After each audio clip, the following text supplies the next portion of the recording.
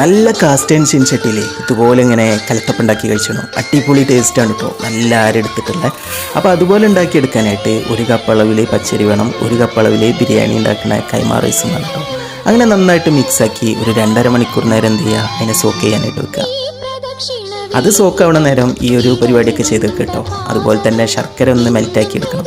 അപ്പോൾ 1 cup അളവിലോട്ട് 1.5 cup അളവിൽ രീതിയിലാണ് നമ്മൾ വെള്ളം ഒഴിച്ചെടുക്കേണ്ടത്. ശർക്കര മെൽറ്റാക്കുമ്പോൾ അതും കൂടി വെച്ച് അങ്ങനെ മെൽറ്റാക്കിയാൽ മതി. ഇനി പച്ചരി അരച്ചെടുക്കുക. അതിലോട്ട് നല്ല ജീരകം, ഏലക്കായി, ഉപ്പിട്ടെടുത്തിന് 1/2 ടീസ്പൂൺ അളവിൽ ബേക്കിംഗ് സോഡയും കൂടി ഇട്ടെടുത്ത് ആണ് കേട്ടോ അത് അരച്ചെടുക്കണേ. ഇതുപോലെ ആ ശർക്കര പാനി ചൂടാറിയ ശേഷം അതും കൂടി വെച്ച് അങ്ങനെ അരച്ചെടുക്കുക. ഇനി നമുക്ക് ചീൻചട്ടിയിൽ നല്ല വെളിച്ചെണ്ണയും കൂടി വെച്ച് കൊടുത്തിട്ട് ഇതുപോലെ ആ തേങ്ങാക്കൊത്തും കുറച്ച് എള്ളൊക്കെ ഇട്ടിട്ട് മൂപ്പിച്ചെടുക്കുക. എന്നിട്ട് ഈ ഒരു മാവിലോട്ട് അതും കൂടി വെച്ച് കൊടുക്കുക.